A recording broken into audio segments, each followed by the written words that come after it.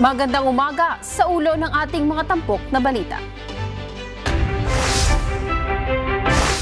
Baguio City Mayor Magalong hinikayat na humarap sa pagdinig ng Kamara kaugnay ng maanumalyang flood control projects.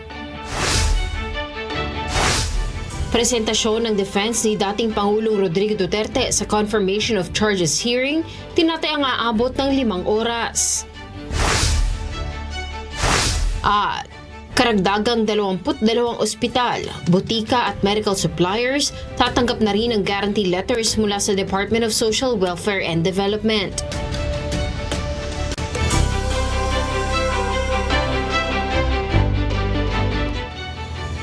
Pangungunahan ni Pangulong Ferdinand Marcos Jr. ang paggunita sa Araw ng Mga Bayani sa libingan ng mga bayani sa Taguig City. Mula sa Taguig City, makibalita tayo kay Nel Maribuhok, live.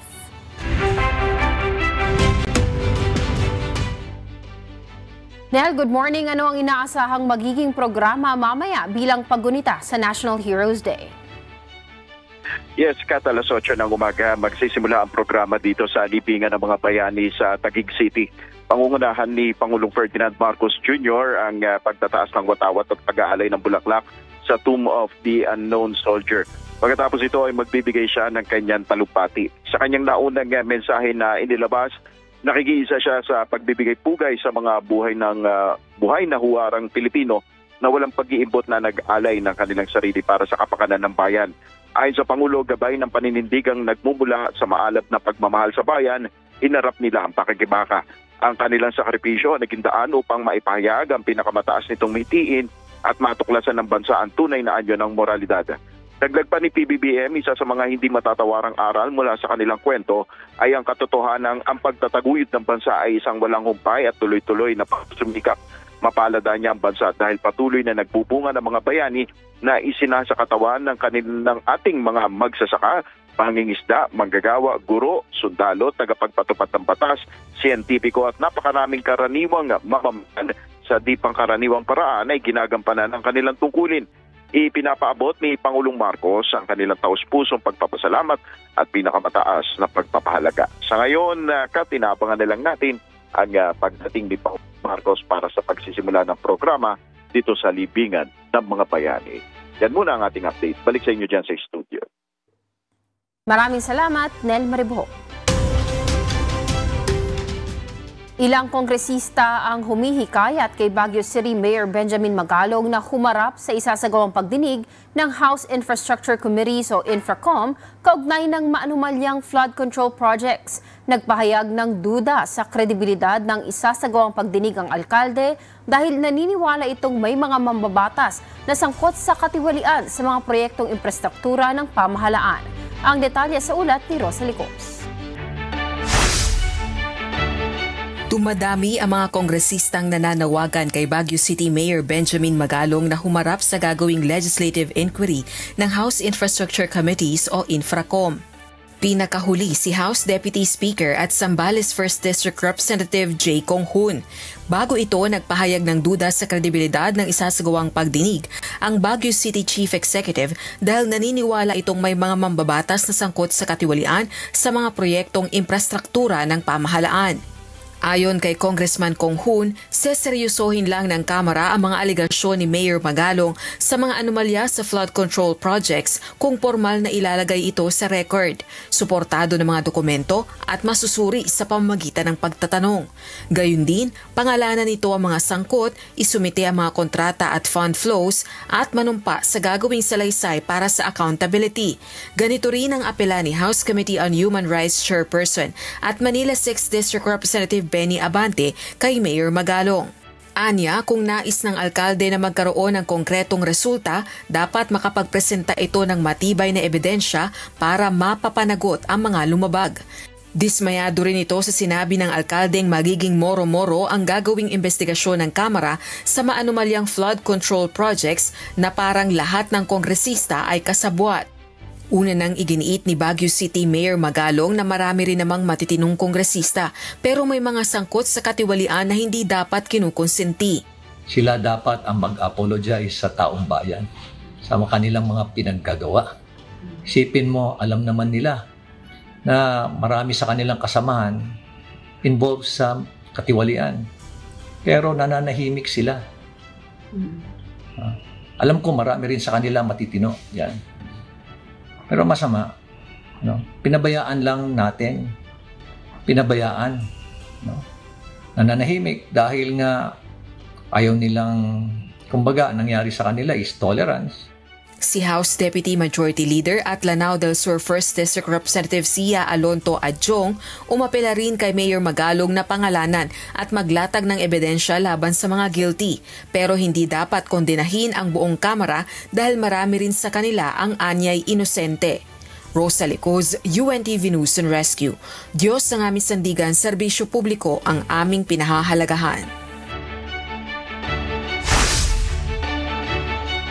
Dapat makipag-ugnayan ang pamahalaan sa mga Pilipinong siyentipikong para sa isang science-based flood control projects. Ito ang isinusulong ni Senator Bam Aquino, chairperson ng Senate Committee on Science and Technology. Sa gitna ito ng issue ng mga anomalya sa mga proyekto para sa flood control habang patuloy ang paglala ng pagbaha sa iba't ibang lugar sa bansa. Ayon sa senador, panahon na para gumamit ng ibang estratehiya at itap ang mga world-class Filipino scientists at iba pang eksperto sa paglaban sa mga pagbaha.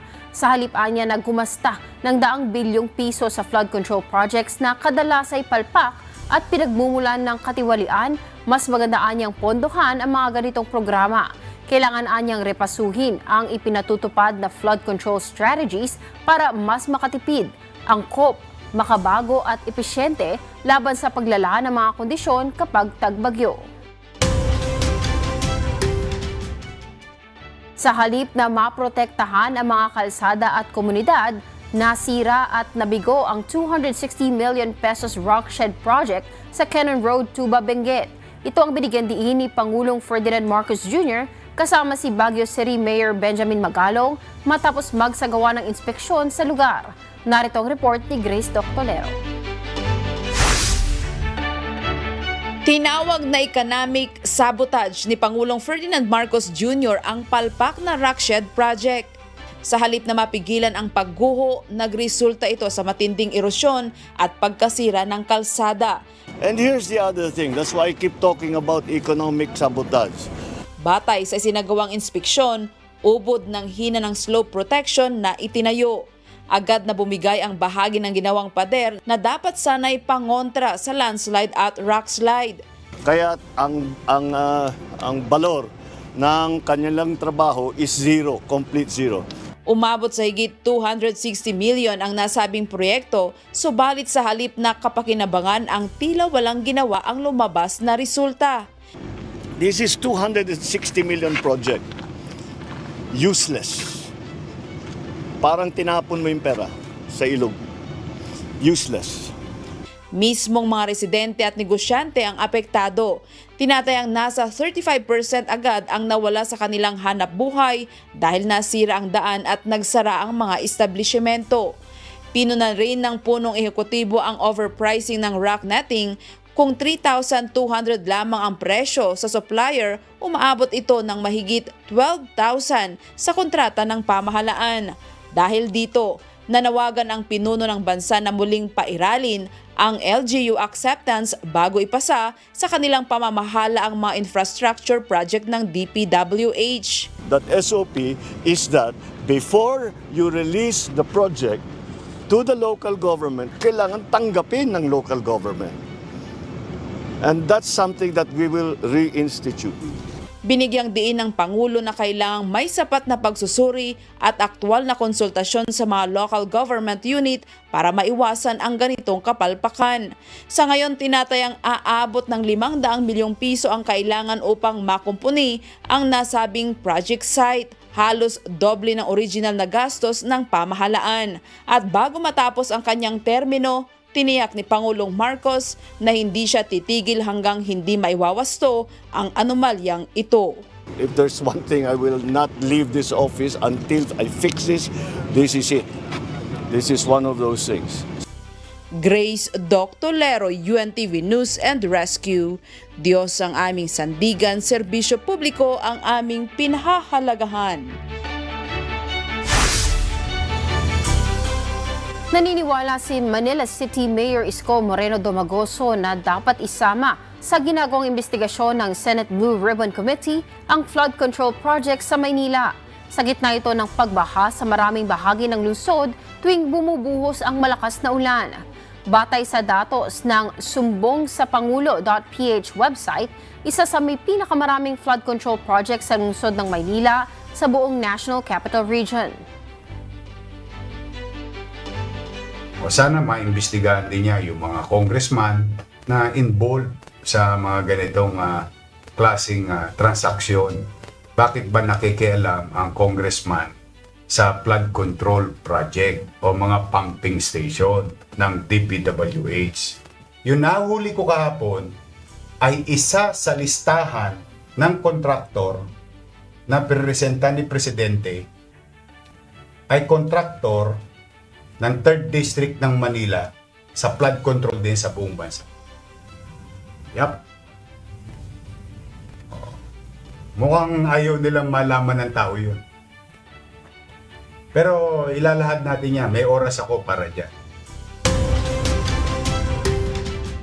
Nakahanda na ang defense team ni dating Pangulong Rodrigo Duterte para sa confirmation of charges hearing sa International Criminal Court o ICC, kung saan nakatakdang magsimula ito sa darating na September 23 ngayong taon. Ang detalye sa report ni Jed Teresina. Inihayag ni Attorney Nicholas Kaufman, lead counsel ni dating Pangulong Rodrigo Duterte sa isang dokumentong isinumite sa Pre-Trial Chamber 1 noong August 22 na handa na sila para sa confirmation of charges hearing ng dating Pangulo sa International Criminal Court o ICC.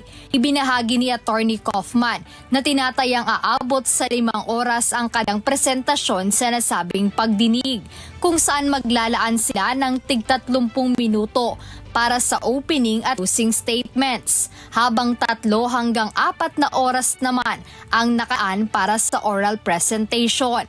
Sa oral presentation, inaasahang tatalakayin ng defense team ni dating Pangulong Duterte ang mga mahahalagang legal na issue, kabilang ang modes of liability o mga uri ng pananagutan na ibinibintang kay FPRRD. Kasamang tatalakayin ng depensa ang mga legal na isyung nag-uugnay sa dating Pangulo sa umano'y crimes against humanity kaugnay ng kampanya kontra droga noong kanyang administrasyon. Panghuli, binigyang diin ni Attorney Kaufman na hindi gumawa ng anumang krimen si dating Pangulong Duterte at naglingkod ito sa bansa ng tapat at may pagmamalaki sa loob ng maraming taon.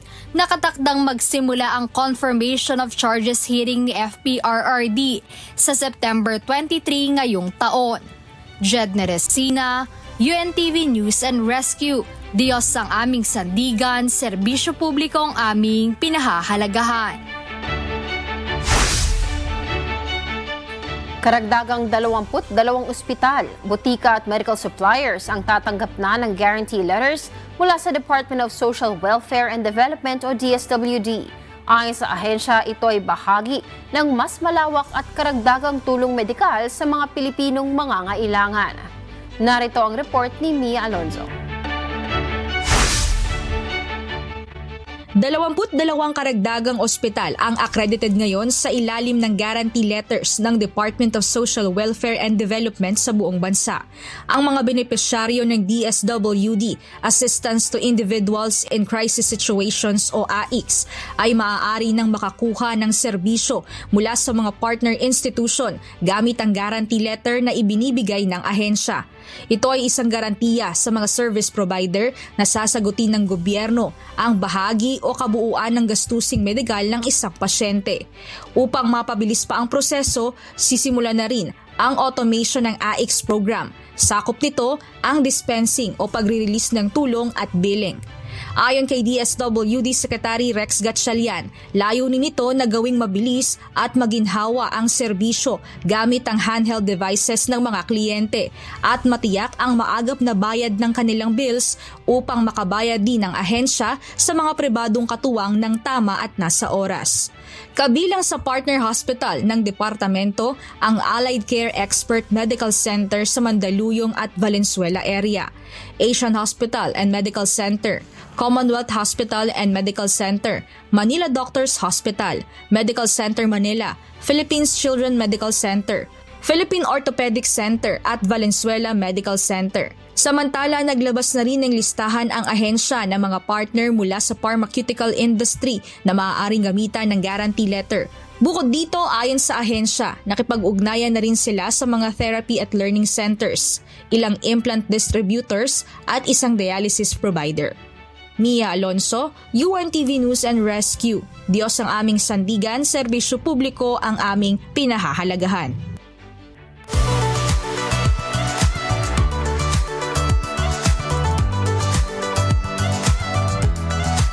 Samantala, narito po ang sitwasyon ng trapiko sa iba't ibang lugar sa bansa.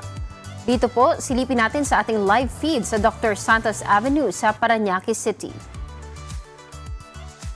Sa kaliwang bahagi po na papunta ng Sucat Road Extension at gayon din po sa kanang bahagi na papunta naman po ng Baclaran ay tuloy-tuloy po ang daloy ng mga sasakyan. Sa Bagong Baryo,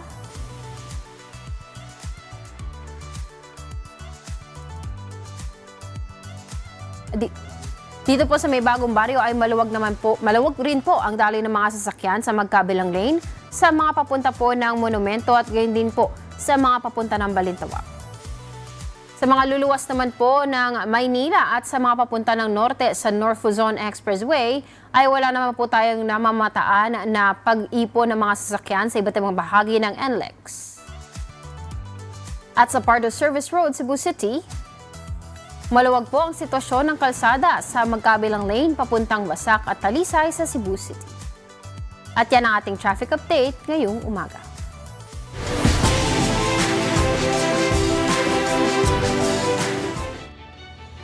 Kumontra si Illinois Governor J.B. Pritzker sa plano ni U.S. President Donald Trump na magpadala ng National Guard sa Chicago. Tinawag ng gobernador na isang anyo ng pang-aabuso sa kapangyarihan ang plano ng Pangulo. Ang detalye sa ulat ni Lea Salar, live.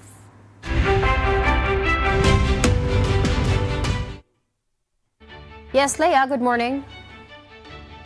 Good morning, Kuya. Good morning, Kath. Iginiit ni Illinois Governor J.B. Pritzker na walang anumang emergency na nagbibigay katwiran sa pagpapadala ng National Guard sa kanilang estado.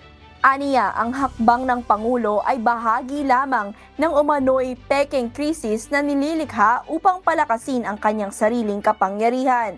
Samantala, mariinding tinutulan ni Chicago Mayor Brandon Johnson ang balak na deployment. Babala niya, maaari lamang itong magpalala ng tensyon sa pagitan ng mga residente at law enforcement. Wala rin umano itong sapat na koordinasyon at sa halip na makatulong ay nagdadala lamang ito ng takot at pangamba sa lungsod. Una nang sinabi ni President Trump na palalawakin pa ang misyong ito sa Chicago at New York upang umano'y puksain ang krimen sa nasabing mga lungsod. Kasabay nito, mahigit 2,000 tropa na ang naideploy sa Washington, D.C. sa kabila ng pagtutol ng maraming opisyal. Iginiit ng Trump administration na ang naturang hakbang ay nakapaghatid ng seguridad at katahimikan sa Kapitolyo ng bansa. Gayunpaman, batay sa mga survey, mahigit 80% ng mga residente sa D.C. ang tutol sa military presence sa kanilang lugar. Sa ngayon, bukod sa planong ito, sinabi pa ng Pangulo na posibleng magdeklara siya ng national emergency upang palawigin ang pananatili ng mga ipinadalang tropa. Balik sa inyo, Kath. Salamat, Lea Salar, live mula sa Maryland, USA. At sa ating iiwang mga salita ng Diyos na ating sandigan. Mula sa Book of Proverbs, chapter 10, verse 17, na nagsasabi, nasa daan ng buhay, siyang nakikinig ng saway, ngunit siyang nagpapabaya ng saway ay nagkakamali. He is in the way of life that keepeth instruction, but he that refuseth reproof erreth. Good morning! Happy holiday! Happy Monday! Malamig na Monday morning. At happy holiday sa mga nakapag-long weekend. At sa mga hindi naman, bawi na lang tayo next time. Pero sigurado naman ako sa mga nakabakasyon pa rin. At sa mga papasok na rin ng trabaho, sigurado ako na hindi mawawala ang kape. sa umaga. Talagang yung iba hindi nagpa-function kapag hindi pa nakakapagkape. At iba-iba yung preference din po natin sa kape. Yung iba gusto nila black lang. Yung iba may asukal, yung iba may creamer. Iba-iba yung mga preference natin. At iba-iba rin yung mga epekto ng kape sa atin. Yung iba pag umiinom ng kape talagang nagiging active, nagigising. Yung iba naman inaantok kapag nagkakape. Kaya alamin natin, ano bang inyong timpla ng kape? Kasi kung ako asukal lang, pwede na sa asukal. Pero talagang ang mga Pinoy talaga mahilig sa kape. Kaya napapansin ko, marami akong mga kaibigan na nagbi-business sila ng coffee shops. Talagang mabenta sa mga Pinoy ang kape. Kasi ang sabi sa statistics, out of isa lang ang hindi nagkakape. 90% ng mga Pinoy talaga umiinom ng kape. Alam natin yan talaga, hindi mawawala sa isang household talaga. Pag may bisita, o-offera natin ang kape, no? Talagang naging staple na rin ng mga Pinoy talaga ang kape. Iba't ibang timpla, creamer yan, or iced coffee. Isa yan sa mga talagang binibili ngayon talaga ng mga kasambahay natin. Nakapa-iced coffee sila pag gusto nila. Pero isang interesting fact na bukod dito sa Pilipinas, 90% sabi ng mga adult sa Pilipinas ay nagkakape. Pero talo pala tayo sa Finland. Sa Finland po pala, 4 to 5 cups ng kape per day ang iniinom nila. O, di ba? Bawat bawat adult po yan. So, ganong karaming kape ang nakokonsume nila. Pero kayo ba, gaano ba karaming kape na iinom nyo? Siguro, in a week, gaano kadalas kayo magkape? Alamin natin, yung mga kasama naman natin, gano'n sila kadalas magkape? Tanungin natin. Nandito sila. Good morning! Good morning! Good morning! Hi! Good morning! Uy, meron kasi meron kaming survey. Ano yan? Gano'n kadalas ba kayo magkape? Kasi sa Finland kasi, 4 to 5 cups daw. Grabe, kayo ba? normal yun? A day, oo. Uy, hindi ko kaya yung 4 to 5 In a week, in a week. Ay, in a week? Ako Hindi, in a week. Kayo, gano'n kadalas? Kaya ko, everyday din naman ako. Pero isa lang isang beses lang sa isang araw. Kapag medyo antok dahil 1 cup a day, timpla natin ng 1 cup ngayon. Uy, lagyan mo ng creamer yan, Iba-iba talaga yung mga Oo, meron kasi gusto nila brewed lang. Meron gusto nila talagang may gatas. Meron naman mas gusto nila lamang yung gatas kaysa sa kape. Kanya-kanya lang nagkape talaga. Ka pa? Pwede minom ka na lang ng gatas. Depende lang talaga pero sa gusto nga nila kasi yung may konting pait. Oo. Diba? Pero tanungin natin yung mga kasambahay natin Kayo ba mga kasambahay, nagkape na ba kayo? Oy. Ang sarap magkape ngayon kasi medyo gloomy yung weather. Ang lamig kanina. Diba? Oo. Tsaka holiday kasi ngayon, di ba mga kasambahay? Baka yung iba dyan, nakahiga pa sa kama nila, di ba? Sana all. Nagpuyat kagabi kasi walang pasok bukas, gano'n. O kaya yung iba, nasa bakasyon pa. Diba? Baka ngayon pa lang gigising, ngayon pa lang yan magkakape. Wow na. Oo nga, bangon na kayo, tapos inom na kayo ng kape, di ba? Good morning sa lahat ng mga kasambahay natin na nandito sa Pilipinas. Pero kasi, Ian, Joshua, hindi lang taga-Pilipinas yung natin, yung mga kasambahay natin. Meron din tayong mga kasambahay. Namiss mo na ba si Ian? Si Ian ba sinabi ko? Ay, sorry. Si Lynn tsaka Joshua. Ayan. Pero, kasi hindi lang naman sa Pilipinas yung mga kasambahay natin, di ba? Meron tayong mga kasambahay sa iba't ibang panig ng mundo. Kaya dapat, meron tayong mag-hello tayo sa kanila. Depende sa kung ano yung nila. Yung oras nila ngayon. Mag-time check tayo, di ba? Anong unang babatiin natin? Batiin muna natin mga kasambahay natin sa Pilipinas. Good morning. Magandang umaga. Dapat ayon sa bansa yung bati mo, ha?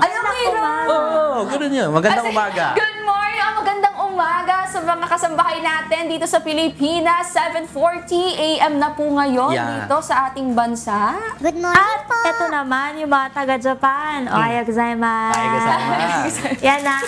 Today ay 8:40 in the morning na po sa Japan. Konnichiwa. Yes. At sa New York, USA, it's 7:41 PM. Kaya good evening sa inyo mga kasambahay sa New York. Yes. Sa mga taga-Dubai naman, it's 3:41 in the morning. So, madaling araw pa lang. Baka tulog pa yung iba nating mga kasangbahay sa Dubai. Pero marami dyan na gumigising na maaga dahil may pasok, may trabaho. Yes, and syempre sa Seoul, South Korea, may mga kasambahay din tayo dyan. Ngayon ay 8:41. Lamang sila ng isang oras sa atin. Good morning sa mga kasambahay natin dyan sa South Korea. Annyeonghaseyo. At sa mga taga-Brazil dyan sa Rio de Janeiro, ang oras natin ngayon ay 8:41. na hindi ko makita. AM ba yan o PM? PM yan. PM, ayan. So, ano na yan, gabi na, patulog pa lang yung mga kasamahan natin dyan sa Rio de Janeiro. Ano ba yung greeting sa Brazil? Yun lang. Natandaan nyo ba? Di ba morning yung Bomgia? Yung Sa pala gabi. paggabi na, no? Oo. Kasi kung 12, morning na din. Oo. Sa kanila. Pero hello po, magandang umaga. Good Day morning. sa lahat ng mga kasambahay natin. Nasa ang lupalop ka man ng mundo. Ito na yung kape ng order, oh. Ayan, Coffee for Tini, Maraming oh. salamat. Mamaya na lang, yung bayad. Kanina binati niyo yung mga nagkakape. Paano naman kaming mga hindi nagkakape? Iba na lang, Batiin decaf. na lang natin yung mga hindi nagkakape tulad ko dahil kinakabahan at kinakabog ang dibdib dahil sa kape. Hello po sa inyo.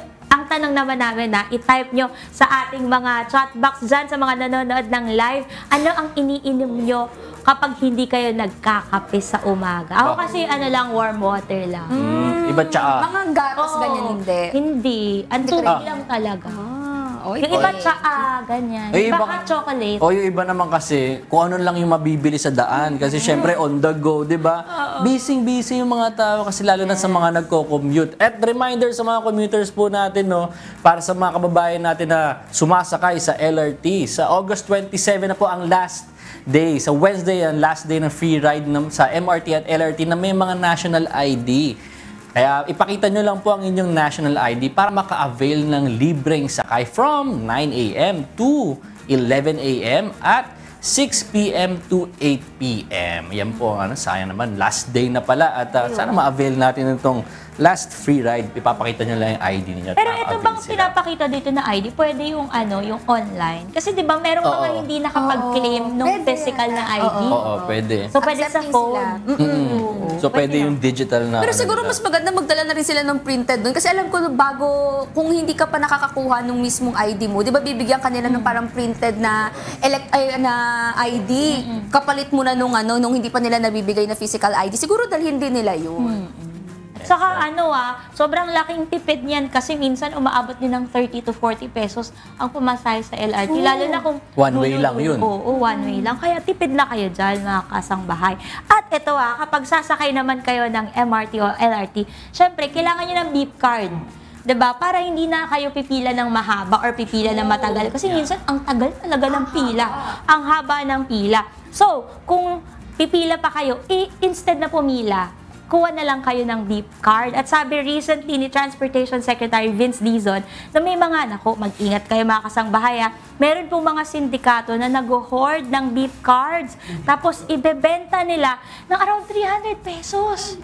So, di ba, minsan pwede ka magpa-load 100 pesos. Oo. Ang sasabihin nila, wag na kayong pumila. Bili na lang kayo sa akin ng beep card. 300. Papatungan nila. Oo, may patong na ako. At ang laki dahil po dyan, naglabas ng babala ang Department of Transportation laban sa beep cards hoarding at muling pagbebenta nito sa mas mataas na presyo. Ang mahuhuling lalabag po dito ay pwedeng makulong ng hanggang 15 taon at pagmultahin ng hanggang 2 milyong. Ay, ang laki masyado. Actually, yung kaklase ko nga ikwento niya nung nakaraan na biktima siya niyan Kasi parang bumili siya ng beep card doon nasa online lang. Kasi akala niya mas mapapadali or kaya mas mura, 150. Yung pala, mas mura mo pang mabibili kung ikaw yung mismong pupunta sa MRT or LRT. So sabi niya, nagoyo siya doon. Kaya instead na umorder sa kung saan-saan sa mga online, maganda mga kasangbahay, directly pumunta na lang kayo kasi dadaan din naman kayo dyan Diba sa mga booth natin, pwede Kaya kayong mabibili Oo, pwede kayong dumaan doon at sabihin niyo na agad. Kasi minsan pwedeng i-load lang naman 100 pesos, tatagal na yun ng mga ilang araw, diba? Tapos pa-load na lang kayo ng pa-load. Saka naalala ko noon na nagkaroon ng shortage din sa beep cards dahil siguro ganun na may mga nag-hoard ng beep cards. Magiging problema din imbis na makatulong dun sa mga kasambahay natin mag-commute, di ba? Mauubos yung beep cards. Dahil nga nire-resell na hindi magandang gawin. Kaya kung may ganito, i-report natin para matigil yung mga ganyang mga activities. Tsaka imagine mo yung 300 mo kapalit 2 million yung penalty. Oo nga. Makukulong ka pa. Makukulong ka pa, hindi na lang. Sa inyo na lang yung 300. Anyway, mga kasambahay, para naman po sa mga nagtatanong kung magkano na ba ang petroleum products natin. Not so good news po ito mga kasambahay dahil tataas po ang presyo ng mga ito. Ang estimate po ay 50 to 70 centavos ang itataas na presyo ng kada litro po ng diesel. At ang gasoline naman magkakaroon po ng 30 to 50 centavos centavos increase. Habang ang kerosene naman po, posible ding madagdagan to mga kasambahay ng 10 to 30 centavos per liter. Naku, last week pa tumaas. No, parang last 2 weeks pa yung huling pagbaba ng presyo ng ating gasolina. Ngayon, pataas na naman ng pataas. Oo, price hike na naman. At ang nakakalungkot dyan, kasi ang nagkakaroon ng pinakamalaking epekto sa mga jeepney driver natin. Kasi minsan, kakarampot na lang yung kinikita nila. Tapos mababawasan pa dahil ang taas ng pamasahe, ng gasolina. Hindi naman nadadagdagan yung presyo ng pamasahe. Yan. Dadagdag abiso po para sa mga taga Navotas City.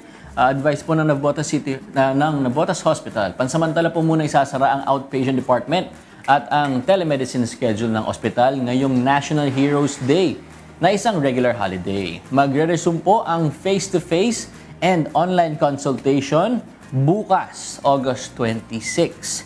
Samantala, mananatiling bukas naman ang emergency department para sa mga emergency cases. Para sa iba pang detalye at katanungan, maaari pong bumisita sa official Facebook page ng Navotas City Hospital na at Navotas City Hospital. Yung outpatient department lang naman at yung telemedicine nila. Siyempre, deserve naman din siguro ng mga health workers natin kahit isang araw man lang makapagpahinga.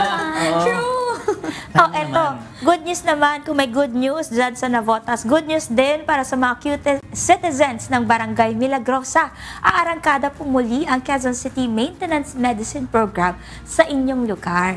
Ito po ay gaganapin sa 5K People's Park Covered Court sa Barangay Milagros, sa Barangay Milagrosa sa darating po na August 28, araw po yan ng Webes mula alas 8 hanggang alas 3 ng hapon.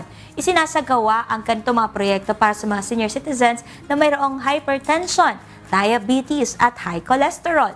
Para naman po malaman ang mga requirements at qualified beneficiaries, maaari pong bumisita sa official Facebook page ng QC District 3 Action Office na at D3 Action Office. Ayan na, sa mga senior citizens po natin na nangangailangan ng check-up sa high cholesterol, sa diabetes, saktong-sakto po pwede po kayong pumunta.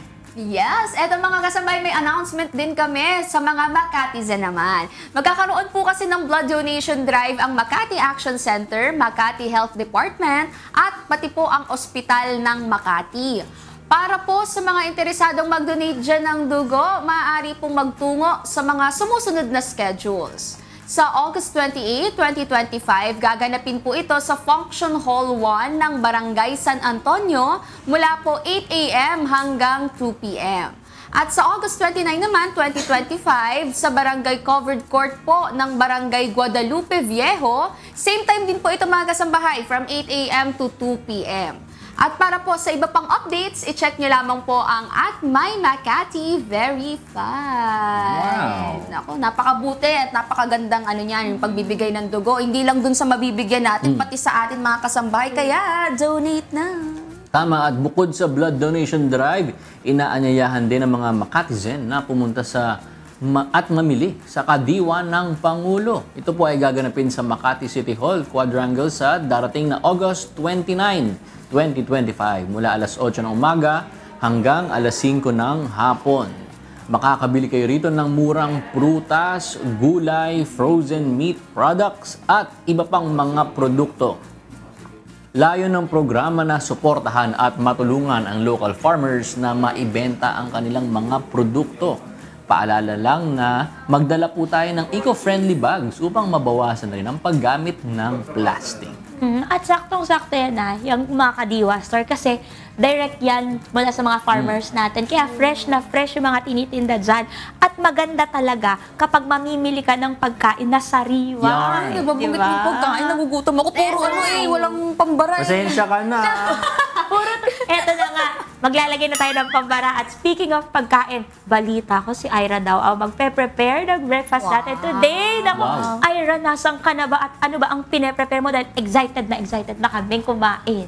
Ayun, hello dyan sa inyo, mga siskis at ay kay broski Joshua. Ngayon, kasama ko, syempre, isa pa nating broski si Ian. Syempre, what's up? What's up, guys? Kasama ko si Ira ngayon. At syempre, meron siyang prepare dito. Ano ba yung prepare mo dito ngayon, Ira? Ito na nga, sabi nga nila pambara daw. So, ang gagawin natin ngayon is shakshuka. Huwag kayong maguluhan. Shakshuka. Shakshuka siya. Ano siya? Isa siyang Mediterranean na dish. Pero mas famous kasi siya sa sa Middle East, tapos meron daw sa part ng Northern Africa. So, medyo healthy yung dish natin. So, meeting ko na muna yung pan natin para mabilis tayo. So, ito lang yung mga ingredients natin, mga kasangbahay. Meron tayong onions, meron tayong garlic, red bell pepper, tomato paste, tapos ito, spices lang to. Mix siya ng cumin, paprika, at konting-konting red chili. Tapos meron tayo ditong canned tomatoes. Pero pwede naman kayong gumamit ng fresh na tomatoes. Yun nga lang kasi, mas mabilis kasi to kasi ready-made na siya. So, ang una lang natin gagawin is magsasaute tayo. Saute muna. Yes. Okay. So, saute. Gigisa. Iba yung gisa, diba? Gisa. Kaya ako may magluto. Gisa imida. Gisa tayo. Ito olive oil yung ginamit natin kasi gusto natin healthy. Maganda kasi ito, broski, na breakfast dish kasi healthy nga siya. Kasi di ba karamihan sa atin, gusto nila kapag ka nagbe-breakfast, yung mabilisan, instant. Eto, mabilis lang naman siya i-prepare. Yun nga lang, kailangan naka-mise en place ka na. Mise en place, meaning naka-prepare na yung mga ingredients mo. Naka-ready na. So yan, unahin natin ang white onion. Pero okay lang ba kung sakaling ibang onion, yung purple? Yung pula, okay lang din. Okay. Pwede nga din kung wala talaga kayong mga fresh na mga ganito. Onion powder na lang, garlic powder. Bango. Ganon. Agutom. Yan. So, hintayin lang natin to na mag-translucent. Ibig sabihin nun, na ilabas na niya yung mismong aroma niya. Tapos, pwede na nating i-add yung garlic. Mga ano yun? Mga may minutes ba yun? Parang kailangan ba timeran pag ganun? Or di naman. Makikita mo siya ganyan na medyo kiklear na siya. Medyo ngamoy lang tayo dito. Yeah. So, after nyan, lalagay na natin yung bawang. Sasama-samahin lang lahat natin itong mga ingredients. Tapos simmer lang. Ayan, so mga kasangbahay, medyo may haba-haba pa to Pero maya-maya makikita nyo yung final na shakshuka dish natin. Shakshuka. Ayan, shakshuka. Meaning all mixed up. Pero mamaya po mga kasangbahay, abangan nyo yan dahil magbabalik po ang Good Morning, Kuya! Mga kasambahay, ngayon na ang last day ng long weekend, no? Kaya bukas balik na naman sa realidad ang mga tao, yung mga estudyante, papasok na ulit sa school, yung mga gumastos nitong long weekend ng mga kasambahay natin, alipin na ulit sila ng salapi bukas. Normal ulit. Kailangan na ulit nila magtrabaho, no? At sa dami po ng mga ginagawa natin araw-araw, mga kasambahay, minsan, pakiramdam natin, kulang talaga yung 24 hours. Kaya nga paano ba makatulog ng 12 hours, di ba? In 8 hours. Ang sarap na. Kaya ngayong araw, may tuturo sa ating tips ang ating co-host na isang psychometrician and college instructor. Kung paano ba tayo magiging productive. Siyempre, she's no other than Ma'am Celine Ang. Yes. Good morning. Ma'am ka namin ngayon, Tim. Hindi ako sanay tinatawag. Ma'am, good morning po, ma'am. Good morning, kuya. Pero eto nga, no, guys, kasi ituturo ko sa inyo yung ilang tips kung paano ba magiging mas maayos, mas mabilis, at mas magaan ang trabaho at gawain natin. So, how to be productive. At sa mga nanonood po sa inyong mga bahay, tumingin kayo sa inyong mga paligid at pumili na po kayo ng isang gawain na kaya niyong tapusin in 5 minutes at pwedeng ayusin. For example, pwedeng ayusin yung kama. O kaya maghugas po kayo ng mga pinagkainan nyo ngayong breakfast. O kaya punasan ang lamesa. At gawin natin yan ng sabay-sabay. Go! Sabay-sabay. 5 minutes. Awesome. Masaya yan, mga kasambahay. No? Kaya join na po kayo at ilagay nyo po sa comment section ng ating YouTube or Facebook Live kung ano ang natapos nyong gawain. At magbabasa tayo ng mga comments mamaya. Kahit mga simpleng task lang. Hindi naman kailangan mahaba na tasks. Kahit anong trabaho, basta yung parang may ma-achieve ka lang na within 5 minutes na kaya mong gawin. Hindi naman kailangan masyadong mabigat. Hanap tayo na pwede natin gawin ngayong umaga. Ano Yes. At ito na nga, no? Kasi marami rin tinatanong sa akin na hindi lang minsan di ba pag nag-uusap tayo, paano ba matatapos yung mga tasks na meron tayo? Yung mga estudyante ko, yan ang problema kapag madaming requirements, tapos maraming project na nakalista. Tuturuan ko kayo mga kasangbahay kung paano ba tayo magiging productive. Ang ating pong step 1. Step 1. Yan. Ang pagiging productive po, tatandaan yung mga kasangbahay, it starts with the mind. Yes, it starts with the mind. Kapag prepared ang utak natin, pagkagising natin sa umaga, na meron na tayong mga gagawin, iko-condition na niya yung katawan mo para tapusin yung isang task. So, dapat naka-prepare ka na, nagagawa ka ng mga projects, gagawa ka ng trabaho sa buong araw na yon. So, ipe-prepare natin yung utak natin.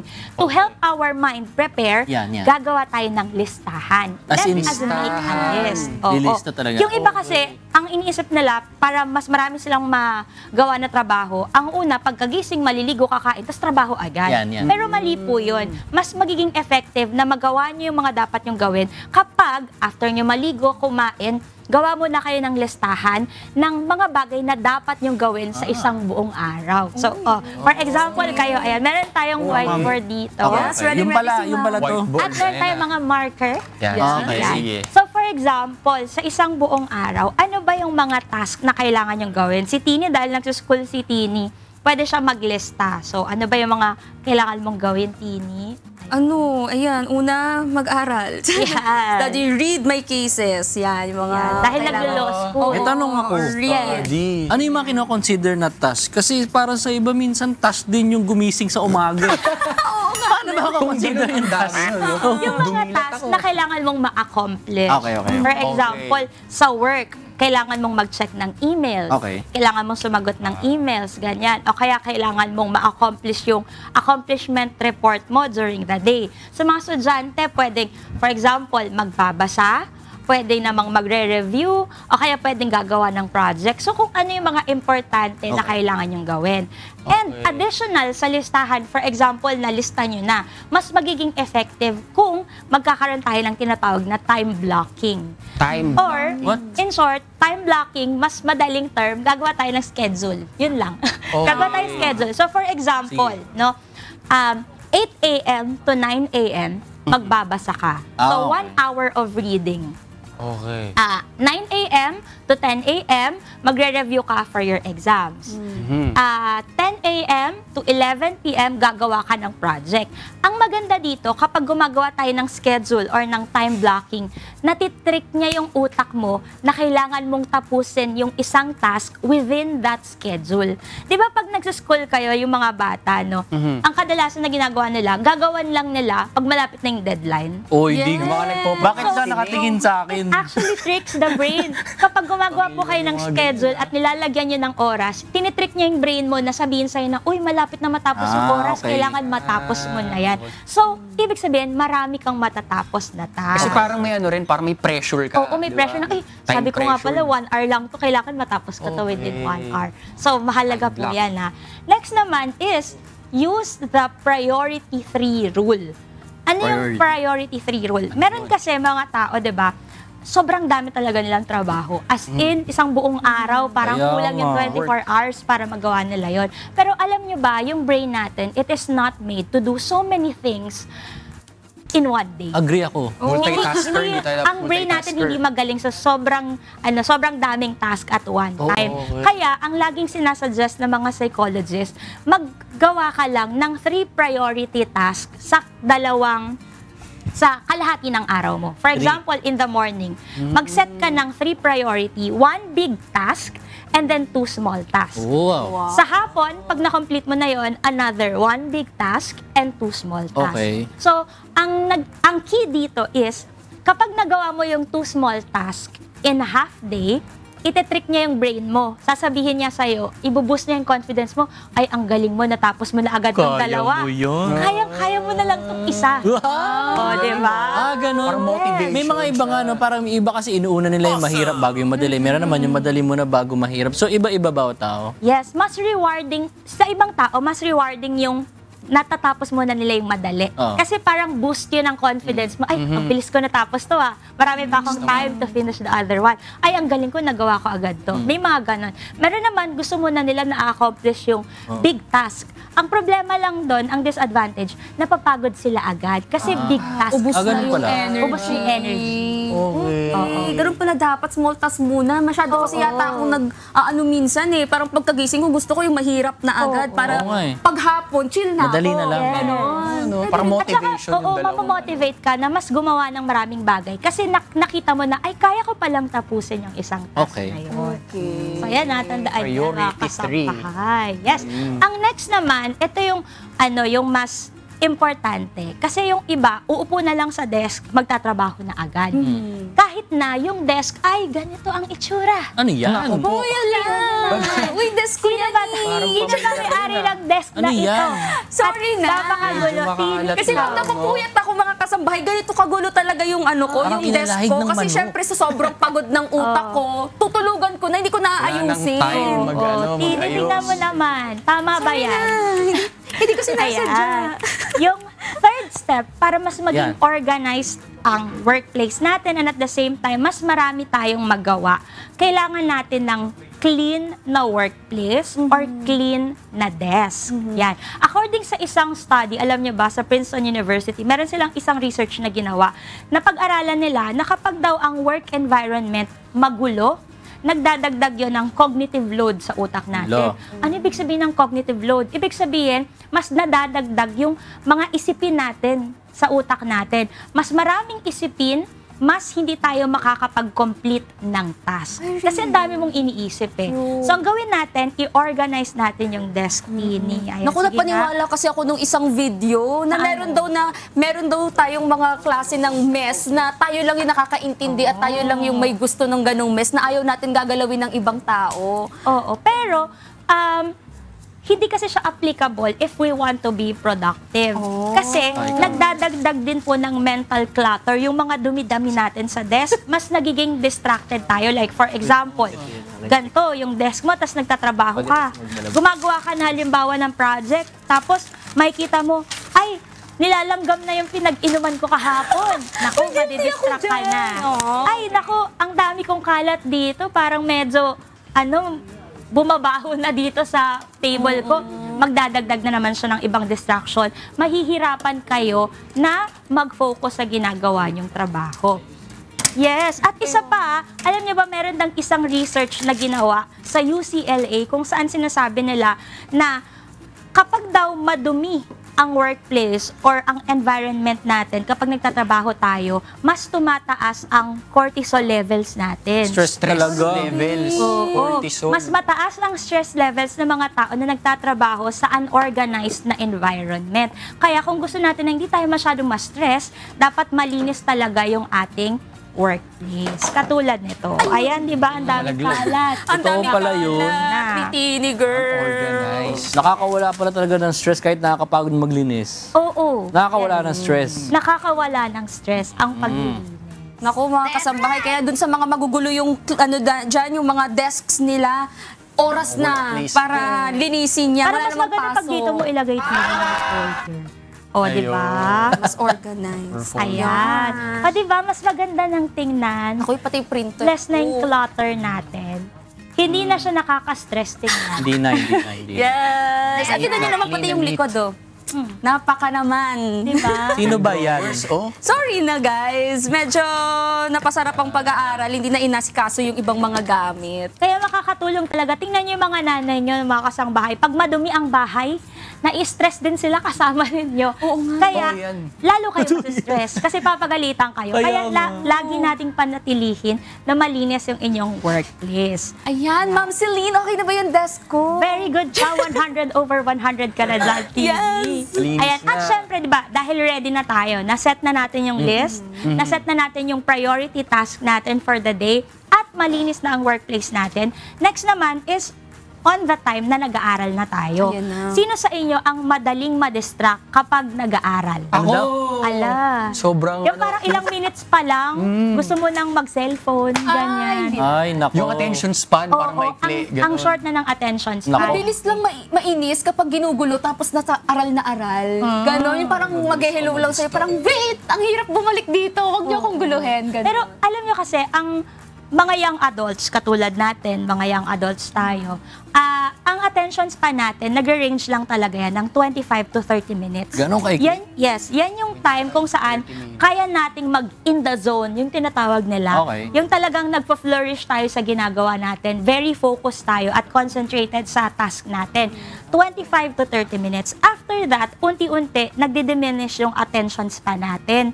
Hindi na natin siya masyado maiintindihan. So for example, nagbabasa ka. After 25 to 30 minutes, unti-unti, mapapansin mo na parang hindi ko na naiintindihan.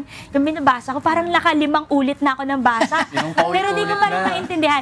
Kasi umiikli na yung ating attention span. Ang gagawin natin ay para mas humaba yung attention span natin, mas ma-retain yung focus, gagamit tayo ng Pomodoro Technique. Ano yan? Pomodoro. Parang cheese, Ito ay naging uso nung pandemic, nung nag-start ang online classes. So, ang Pomodoro Technique is working without distraction for continuous na 25 to 30 minutes. Okay.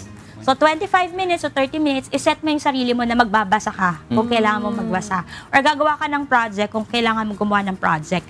And then, after that 25 to 30 minutes, nag-timer ka. Natapos na yung 30 minutes. Mag-timer ka naman for a 5-minute break.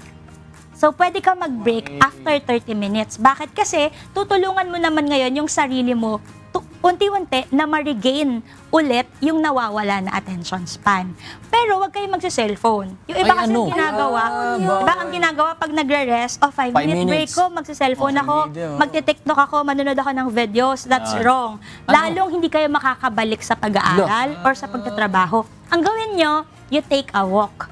Maglakad-lakad. So, di ka makakalabas kasi mainit sa loob ng bahay, ikot-ikot ka lang doon. Okay. O kaya kausapin mo saglit yung nanay mo, anong ulam, ganyan. O kaya makipag-usap ka saglit sa mga kapatid mo kasi yung socialization, unti-unti, nababalik niyan yung focus and concentration. Socialization. Parang sa social media na kayo pag-socialize. Wag doon. Socialization. Ginagawa ko, kaya pala yung Pomodoro na ginagawa ko, 5 minutes lang yung cellphone, umaabot ng 30 minutes. Akala ko, 5 minutes yung aral. Ang dami kailangan yung baguhin. Oo, pero eto naman para mas maging effective siya. Halimbawa, naka 4 cycles ka na. 25 minutes na apat. Na apat. So, 25 minutes, tapos 5 minutes, another cycle, hanggang 4 cycles. After ng 4 cycles, pwede mong habaan yung break mo ng 15 to 30 minutes. Oh, yun. So, pwede ka na mag-snack, pwede ka na mag-scroll ng bawal, pwede ka mag-cellphone ng konti lang, pero dapat may timer ka. Para makabalik ka agad sa pag-aaral. Bakit? Anong effect kung kunyari nag-cellphone? Ba't siya hindi ka makakabalik dun sa productivity? Kasi ang mamaya i-discuss natin sa susunod. Pero sobrang laking distraction kasi ng pagsa-cellphone. Kasi stimulant ang mga videos at mga pictures sa social media. So imbes na makabalik ka sa pag-aaral or pagtatrabaho, yung utak mo, yung focus niya, nasi-shift sa mga videos na nakaka-stimulate ng attention mo. So yung tendency baka ma-attach ka na sa phone ng tumagal na. Kaya yung iba, ang nangyayari, 25 minutes na trabaho, tas 2 hours na break. Ang galing. Ay, mali pala yun. Minsan nakakaano rin yung social media kasi parang lalo umiiksi yung attention span mo. Kasi yung mga videos na nandoon, yung mga info na nandoon, mabilisan mo lang magugulat ka, 1 minute lang ang isang video, tas 2 hours ka na pala, ang dami mo nang napanood, di ba? So 30 minutes pala yung productive. Pero di ba sa mga schools ngayon, kunyari, sa mga naalala nila, yung nag-aaral pa sila, ang mga lecture tumatagal ng 1.5 oras minsan. Isang oras minimum, parang ganun eh. Oo. Before kasi, bago mag-online classes, mas nare-retain pa yung focus and concentration ng mga bata sa face-to-face kasi maraming activities na pinapagawa ang teacher.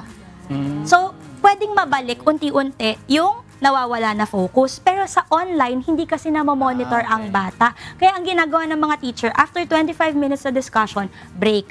Balik tayo after 5 minutes. Break ulit, balik tayo after 5 minutes. Kasi kailangan talaga natin ng, ng time to regain yung nawala na focus and concentration. At least nagkaroon ng natuto yung mga teachers din natin ngayon. Hybrid kasi karamihan din ng mga schools ngayon. Meron pa rin online classes, meron nag-face-to-face na sila. At least alam na nila yung gagawin kung sakaling may online class para hindi nagsi-cellphone or nag-games yung mga estudyante nila kapag nagkaklase sila online. Yes. Yung susunod naman natin na technique para mas maging productive tayo is yung kailangan natin ng reward. Yan. Ayun, gusto ko. We have to, ano ba yun? Ano ba tawag doon?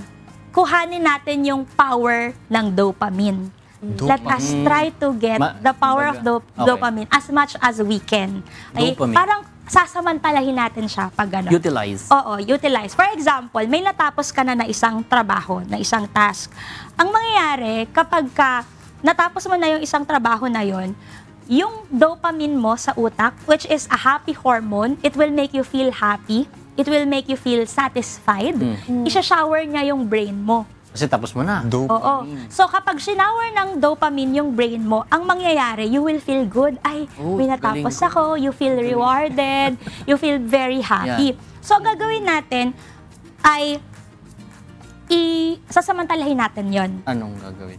By using rewards.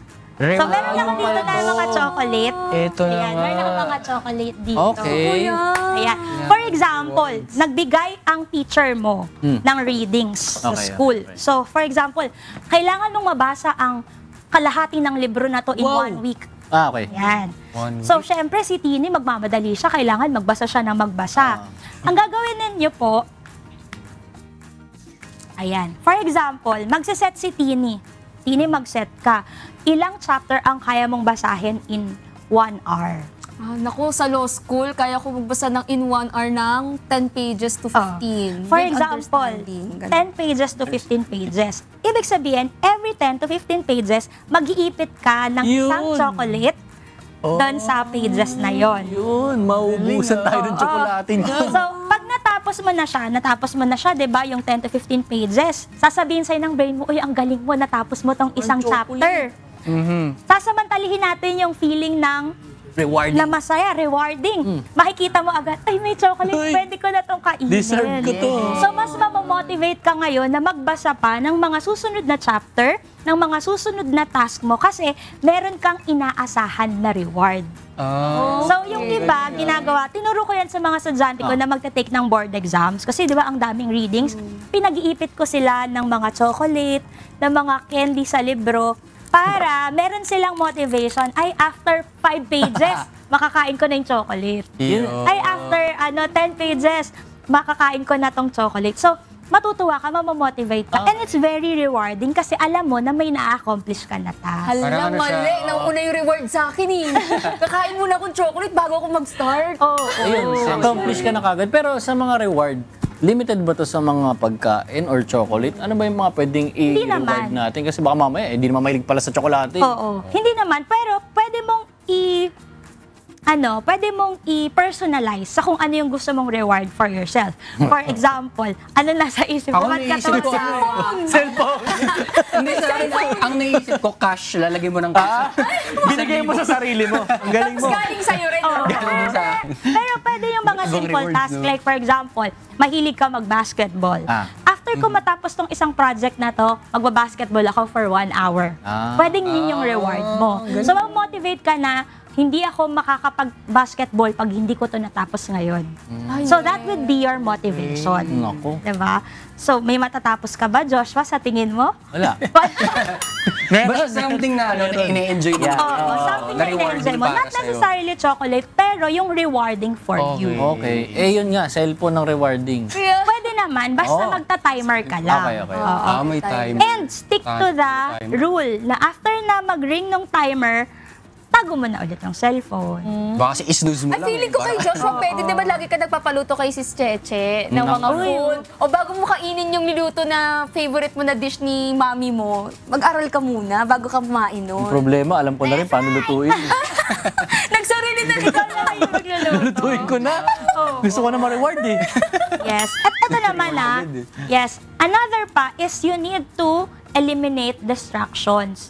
Ito kasi yung pinakamahirap Nagawa mo na, nakapag-aral ka na, may reward ka na, ang sarap sa pakiramdam, pero di may iwasan, ang dami pa ring distraction sa paligid. Isa pa lang ang natatapos mo, pero parang na-distract ka na agad sa ibang bagay. So we need to learn how to eliminate distraction. Paano yan? Tips number 1, yung mga phones natin, it's a very big distraction talaga yan. Kasi nga stimulant siya Gagawin natin, i-on natin yung ating DND or yung tinatawag natin na do not disturb. Tama. Doon sa, ano bang tawag doon? Sa Apple kasi do not disturb. Di ko lang sa Android kung meron bang do not Sa Android, I think may DND rin. DND rin. Sa iPhone, ganun. Merong button po na kapag binaba nyo sa pop-up yung ng mga cellphone niya, may lalagay yung DND. Ang DND po, ang ginagawa lang niya, tinatanggal niya lahat ng alert for notification. So wala kang marireceive na chat, wala kang marireceive na notification na nag-comment sa post mo si ganito, o kaya may bagong video na pinost si ganito, para hindi ka ma-distract. Alam niyo ba kasi, bakit kailangan natin eliminate yung distraction? Kasi kapag na-distract ka, halimbawa may ginagawa ka, pag na-distract ka, for you to regain focus and concentration, it would take you 23 minutes. Sayang. Ganun siya katagal. Kaya pala 30 minutes sa kapag nagsiselfone. Yes. Kaya pag nag-cellphone ka, inaabot ka ng 2 oras, 3 oras, kasi nahihirapan ng bumalik yung utak mo kasi kailangan niya ng 23 minutes to prepare again to have that focus. Okay. So, eliminate natin yung distractions. Eliminate natin yung mga kalat sa desk because that is a distraction. So, lahat po ng pwedeng makapag-distract sa atin sa pag-aaral at sa pagtatrabaho, isantabi muna natin yan. Meron ako nakita na post sa social media, ang distraction niya, katrabaho niya. Paano yun? Mahilig makipag-chismisan or kwentuhan. Kaya ang ginawa niya, naglagay siya ng papel sa likod niya. Nag-DND din. Na nakalagay na, do not talk to me at the moment. Because if you talk to me, I will not be able to finish my work. Walang nakikipag-usap sa kanya. Ganda pala yun. So, pwede po yun na distraction din minsan ang mga katrabaho. Katulad ni Joshua. Ano gusto mong sabihin? Pag nagkikwento siya, lahat kami distracted. Kasi attentive na kami sa'yo, nadidistract mo na kami sa mga iniisip namin. Kasi ang galing mo Kasalanan magkwento. ko pa. Galing ka kasi magkwento. Compliment daw. Ang galing, parang tinago niya yung Tinago yung comment, pero naging positive ba? Distracting. Yes. At syempre, after ng lahat ng yan, ay, eto na. Ito yung pinaka-importante. Kailangan matulog at kumain pa rin ng tama. Do not forget sleeping and eating well. Meron ako dala doon na saging at saka apple kanina. May mga estudyante kasi ako nagtatanong, ma'am, ano pong effective na way para mas madaling makapag-focus? Kakain po ba kami ng chocolate? Kasi may mga ganun, di ba? Kakain ng chocolate. Sabi nila Oo, food for the brain. Totoo naman yun. Our brain needs energy talaga. Kung gusto nyo ng quick relief, for example, naboboard ka, di ka makapag-aral, gusto mo ng instant na focus, instant na concentration, go for dark chocolate. Okay. Kasi meron siyang caffeine. Bago. Yes. Meron siyang caffeine, mag-activate agad yon.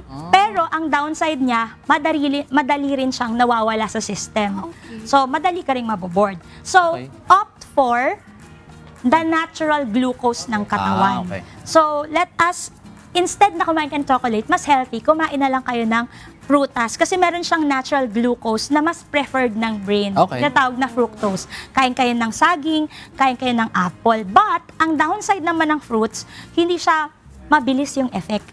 Oo, it would take time. Kaya, halimbawa, mag-aaral ka sa hapon, umaga pa lang kumain ka ng saging, kumain ka na ng apple. At matulog kung kinakailangan. Naku, yung tulog, mahirap yata yan. Meron kasi, Ate Celine Ma'am Celine pala, no? Installment pati yung tulog kasi sobrang busy nila eh. Pwede ba yun? Bawa 8 hours pero installment? Meron tinatawag na power nap. 15 to 20 minutes, pwede niyang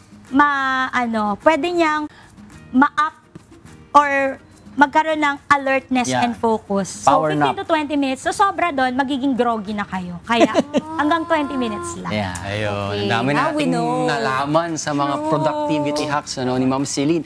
Thank you, Ma'am Celine. Sabi mo nga, di ba, kailangan nating kumain para sa energy. Kaya kamustahin na natin si Ira kung ready na ba ang kakainin natin. Ira, ready na ba ang breakfast natin dyan? Yan, Ready medyo na ba ready yan? na tayo. Yes, mga broskies at siskis, meron ng breakfast. Medyo, na to, medyo luto na siya. Ayan, so papakita ko sa inyo kasi kanina nag-video na tayo kung ano yung mga ginawa natin. So, eto siya. Tcharan! Tcharan! So yan, nag-saute tayo ng bawang at sibuyas. So, kailangan saute lang ng maganda, huwag susunugin, ganon. Tapos after nun, nilagay ko na yung red bell peppers. Yan, halo-halo lang. Tapos, nilagay ko na rin yung tomato paste. Hintayin lang natin siya na medyo magmantika para mabawasan yung acidity niya at mas mag-deepen yung flavor ng tomato paste. Tapos, halo-halo lang. After nun, pwede na nating ilagay yung mga spices. Toast lang natin siya ng kaunti, pero wag nating susunugin. Tapos yan, halo lang. Halo lang ng halo. Kaya sabi ko sa'yo, dump lang ng ingredients eh. So after nun, ito na yung ating crushed tomatoes. So, simmer lang natin yan, pagkahalo natin for about 10 to 15 minutes para mas maging, malasa at ma-develop yung flavor. So, ito na siya after 15 minutes to 20 minutes. Ito na. Tapos nag-heat na rin tayo ng bread para ready na mamaya pagkakain na tayong lahat. Ayan. So yan, baguette lang yan mga friends. So ito na siya. Ngayon, ang step natin na gagawin is lalagay na natin yung egg. So mas maganda mag-crack tayo sa separate na bowl para makita natin if, if buo ba talaga. Tapos maglagay lang tayo ng konting space para dun sa egg para meron siyang lalagyan. So yan. So 3 lang muna. Kasi allergic si Broski. Ayan. So, lagay natin yung pangalawang egg. And then yung third egg. Okay. Tapos after nun, takpan lang natin siya. Tapos, hayaan lang natin siya na maluto yung itlog. Pero sana magawa natin na runny yung yolk. Kasi yun yung gusto natin ma-achieve para mas maging creamy din yung ating dish. So takip lang dahil wala tayong takip. Ito lang, gumawa tayo ng pauso natin. Ayan. At syempre, habang hinihintay natin to na maluto, humingi muna tayo ng update sa isinasagawang weekly medical mission ngayong araw sa Barangay Panilao, Pilar, Bataan. Balikan po natin si Sis Camille Malang. Good morning po, Sis Camille.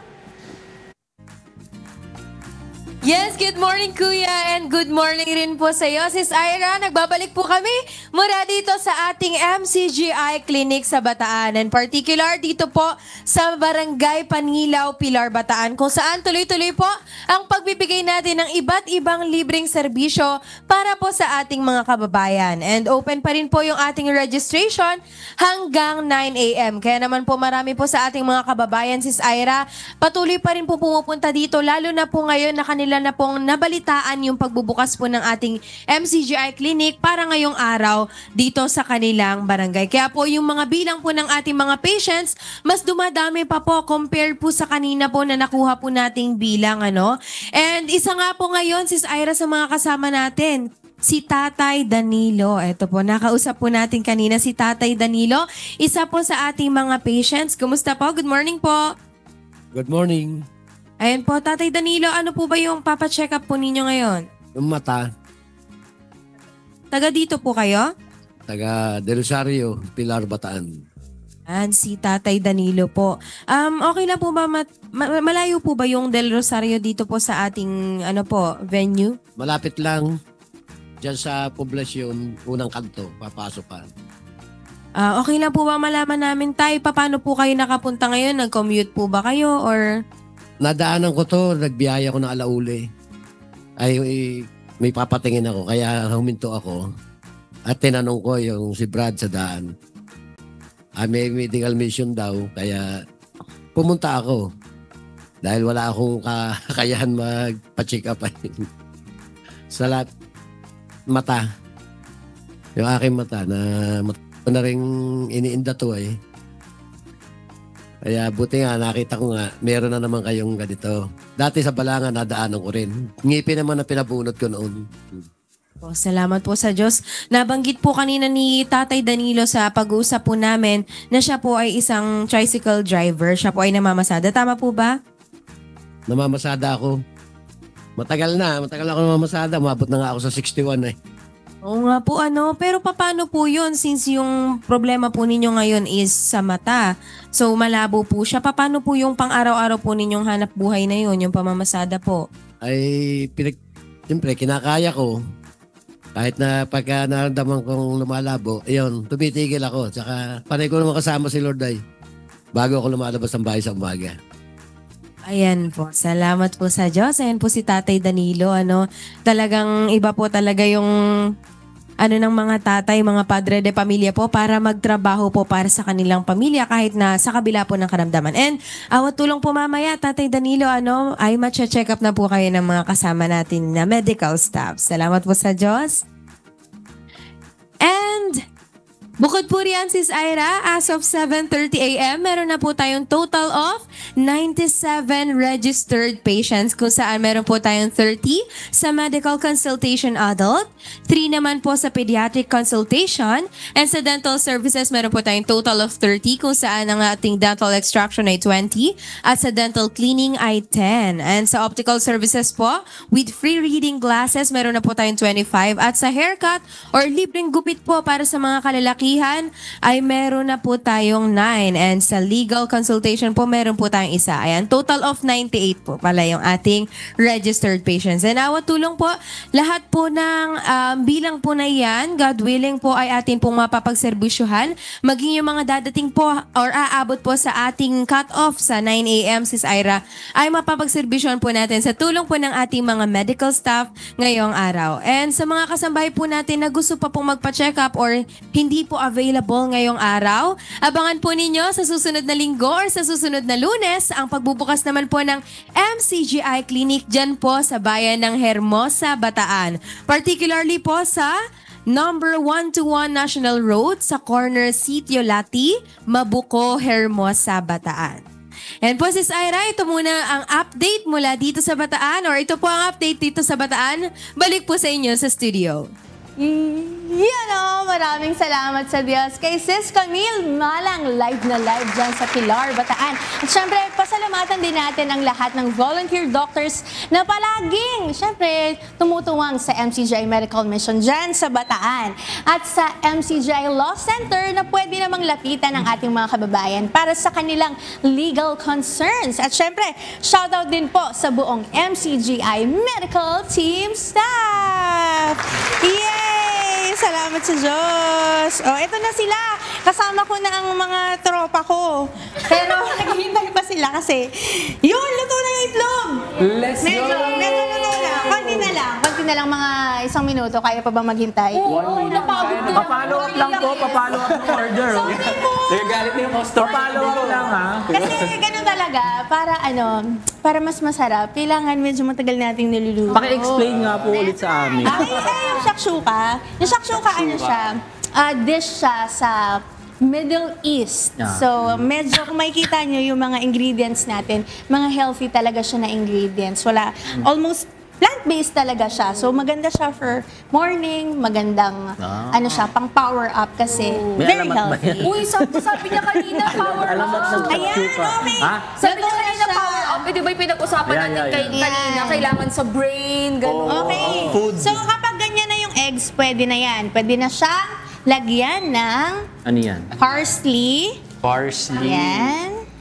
Sprinkles. Tapos, walang parsley, pag walang parsley, spring onion pwede. Kung wala naman kayong greens, okay lang din kahit wala. Tapos, ito, chives. Magkaiba pala yan?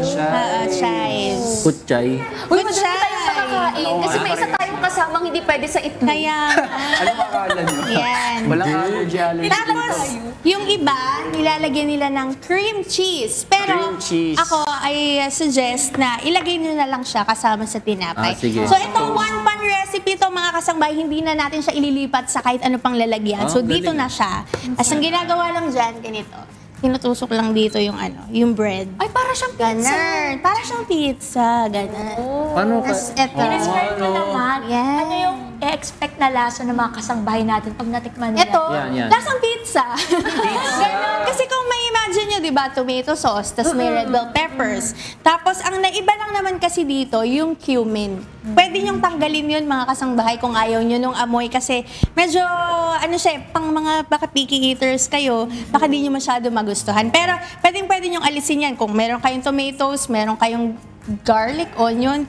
Alisin nyo na yung ibang mga ingredients, tapos lagyan nyo lang ng itlog. Kasi nga, para lang talaga itong sarsyadong itlog na level up. Ganon. Maganda dyan pag nagmamadali yung mga nanay, pang paon sa school or pang breakfast sa mga anak, easy to make. Easy to make, basta naka-prepare yung ibang mga ingredients. Oh, So, yan na. Napansin ko talaga pag upo ko dito, amoy mayaman yung yung food. Kasi di ba yung parang sa restaurant, nasa fine dining restaurant. Tsaka, yung ang isa pa pala nitong kalasa, yung sauce ng tacos. Kasi same siya talaga ng mga ingredients. So, sige, kain na tayo. Ganun nga may ko, pero may mahirap ako. Pero affordable ba yan para dun sa mga kasambahay natin na gustong gawin niya? Siguro about, yung isang, na to, medyo mahal kasi yung kanto. Follow up lang po ng order. Mga kasambahay, ito na, kuha na kayo. Dig in na kayo. Mga nasa, ba yan? 200 pesos siguro. Oo, pwede nga. Ganun siya. Paano pa isang serving po? Ito Yung aesthetic. Pero ano kami, paano gagawin? Actually, ganito lang siya. Wait, mo tayo ng po, yung ng aesthetic. spoon. Ito. Ganito siya. Kasi itong yolk, ganyan. Dapat runny daw siya talaga. Ay, So, ako, ang ginagawa ko kasi ayoko ng halo-halo talaga yung ingredients. Lalagay ko lang siyang ganyan. Tapos, meron ako dito, di ba? Ay, pwede kang maglagay ng cream cheese kung gusto mo. Tapos, naglagay din ako ng separate na pang-garnish dito para sa inyo. Pwede nyo siyang lagyan ng ganyan. At dahil ako ang bunso, mga kasambahay. Ikaw muna. Ayan. Para malaman kung safe ba yan.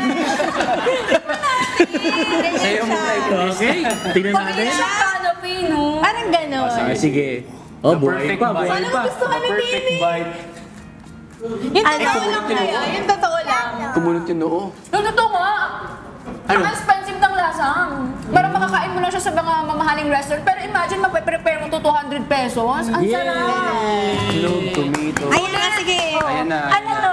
Habang Okay lang yan. Bakit may ibang tinapay? Just small Ito, amount. habang kumakain Try Mga natin friends yun. natin Ito. dito, nagkakagulo na sila. Kanina pina-join natin sa ating activity yung mga manonood natin at pinapili natin sila ng isang gawain na kayang tapusin in 5 minutes. Naku, alamin natin kung ano-ano ba yan. Ito ang entry ni Joanne Flores.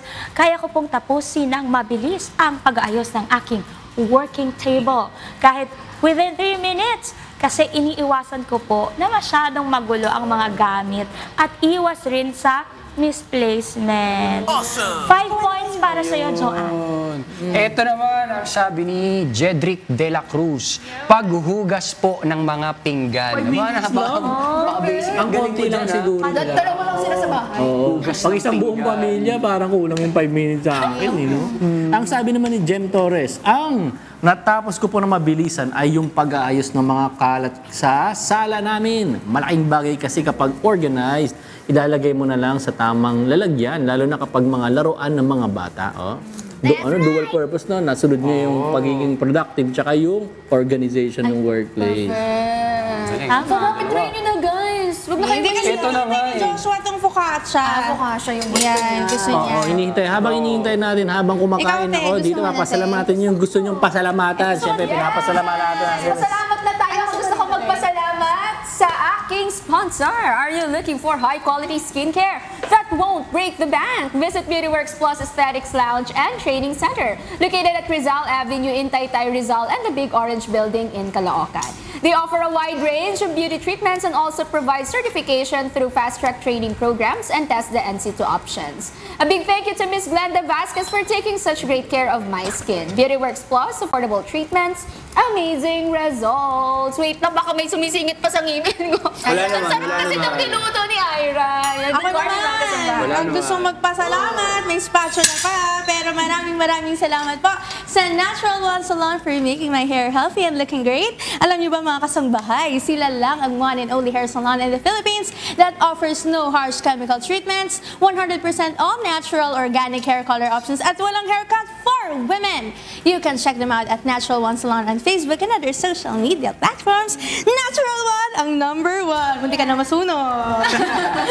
And we would like to thank Lindason Gas Corporation, your partner for all industrial and special gases needs. Their other products include regulators, welding and cutting outfit, centralized supply and manifold system, and pipeline installation. For inquiries, please contact them on 8824-0867 and 8824-9360. Kayo maglalagay mga kasambahay kung sino yung tao doon. Imagination yung limit. Hindi, pupunta na ako doon. Doon ka pala dapat eh. On the way siya doon. Maraming salamat po ulit sa lahat ng mga nanood sa atin simula kayo na sa ating Rise and Shine segment with Kuya Daniel. Bukas, magkita tayo muli, God willing, dito lamang sa Good Morning!